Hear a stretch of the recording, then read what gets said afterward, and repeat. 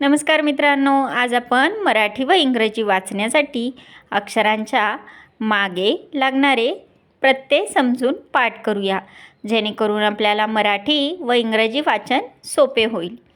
सर्वात प्रथम अक्षर हे जसेच्या तसे लिहिले जाते व इंग्रजीमध्ये त्या अक्षराशेजारी ए लागला जातो, जसं के, क, के ए, क। प्रत्यय काना। इंग्रजीमध्ये काना या प्रत्ययासाठी ए किंवा डबल ए चा वापर केला जातो। कला काना का, के ए किंवा के डबल ए का। तिसरा प्रत्यय कला पहिली वेलांटी की।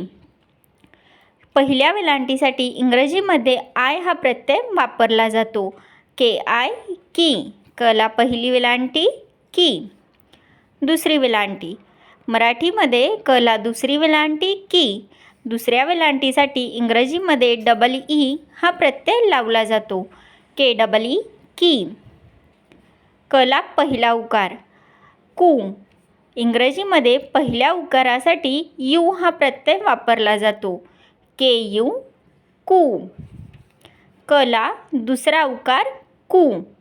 इंग्रजीमध्ये दुसऱ्या उकारासाठी डबल ओ हे प्रत्यय लावले जातात। के डबल ओ कू। कवर एक मात्रा के। एक मात्रासाठी इंग्रजीमध्ये ई हा प्रत्यय वापरला जातो। के ई के। कवरती अर्धा चंद्र क्या। अर्धा चंद्र क्या या प्रत्ययासाठी इंग्रजीमध्ये वाय ए चा वापर केला जातो। के वाय ए क्या। कवरती दोन मात्रे कै। दोन मात्र्यांसाठी इंग्रजीमध्ये ए आय हा प्रत्यय वापरला जातो। के ए आय कै।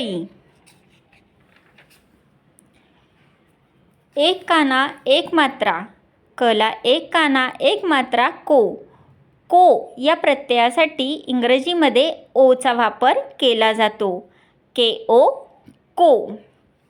कला एक काना अर्धा चंद्र कॉ। एक काना अर्धा चंद्र कॉ साठी इंग्रजीमध्ये ओ डब्ल्यू वापरला जातो। के ओ डब्ल्यू कॉ। कला एक काना दोन मात्रे कौ। एक काना दोन मात्र्यासाठी इंग्रजीमध्ये ए यू चा वापर केला जातो। के ए यू कौ। कवरती अनुस्वार कम। कमसाठी इंग्रजीमध्ये ए एम किंवा एन चा वापर केला जातो। कला विसर्ग क हा। विसर्गासाठी इंग्रजीमध्ये